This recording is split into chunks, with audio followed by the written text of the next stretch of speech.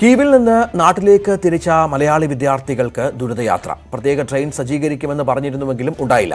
Railway സ്റ്റേഷനിൽ വെച്ച് വിദ്യാർത്ഥി സംഘത്തിന് നേരെ സൈന്യത്തിന്റെ കയ്യേറ്റമുണ്ടായി. ട്രെയിനുകളിൽ യുക്രൈനികളെ മാത്രമാണ് ആദ്യം പ്രവേശിപ്പിച്ചത്.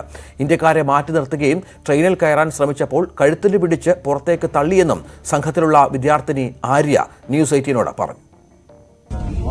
നമസ്കാരം, എന്റെ പേര് ആര്യ. ഞാൻ ബോഗോളസ് നാഷണൽ മെഡിക്കൽ യൂണിവേഴ്സിറ്റിയിൽ പഠിക്കുന്നതാണ്. കീവിലാണ്. ഇന്ന് രാവിലെ എംബസിയുടെ നിർദ്ദേശപ്രകാരം ഞങ്ങൾ ഹോസ്റ്റലിൽ നിന്ന് ഇറങ്ങിയതാണ് ഇവാക്യുവേഷന്റെ പ്രോസസ്സ് സംബന്ധമായിട്ട്. അപ്പോൾ സ്പെഷ്യൽ ട്രെയിൻ ഉണ്ടാവും എന്നൊക്കെ പറഞ്ഞിട്ടാണ് ഞങ്ങൾ ഹോസ്റ്റലിൽ നിന്ന് ഇറങ്ങിയത്. ആ ഒരു വിശ്വാസത്തിലാണ് ഹോസ്റ്റലിൽ നിന്ന് ഇറങ്ങിയത്. പക്ഷെ നമ്മുടെ സ്വന്തം റിസ്കിൽ നടന്നാണ് നമ്മൾ ഹോസ്റ്റലിൽ നിന്ന് റെയിൽവേ സ്റ്റേഷൻ വരെ നടന്നെത്തിയത്. ഇത്രയും ദൂരെ ഇത്രയും പെട്ടികളൊക്കെ ആയിട്ട് പെൺകുട്ടികളും എല്ലാവരും നടന്നാണ് എത്തിയത്. എംബസിയുടെ വകയായിട്ട് ഒരുവിധ ഹെൽപ്പ് ഞങ്ങൾക്ക് കിട്ടിയിട്ടില്ല ഇതുവരെയായിട്ടും. പിന്നെ സ്പെഷ്യൽ ട്രെയിൻ എന്ന് പറഞ്ഞിട്ട് ഞങ്ങൾ കുറെ പ്ലാറ്റ്ഫോം കയറി ഇറങ്ങിയിട്ടൊക്കെയാണ് ആദ്യം ഒരു ട്രെയിനിന്റെ അടുത്ത് പോയത്. പക്ഷെ അവർ യുക്രൈനിയൻസിനെ മാത്രമേ കയറ്റി വിട്ടുള്ളൂ, ഇന്ത്യൻസിനെ അവരെ കയറ്റി വിട്ടിട്ടില്ല. രണ്ടാമത് ഇപ്പൊ ഞങ്ങൾ ഇരിക്കുന്ന ട്രെയിനിൽ കയറിയതും കഷ്ടപ്പെട്ടിട്ട് തന്നെയാണ്. ഞങ്ങൾ അടിക്കുകയും കഴുത്തിൽ പിടിച്ചിട്ടൊക്കെയാണ് ഞങ്ങൾ കയറിയിട്ട് ഞങ്ങളുടെ പെട്ടി, ഞങ്ങളുടെ ഡ്രസ്സോ ഫുഡോ ഒന്നും എടുക്കാൻ അവർ സമ്മതിച്ചിട്ടില്ല. എല്ലാം ട്രെയിനിന്റെ പുറത്താക്കി അവര്.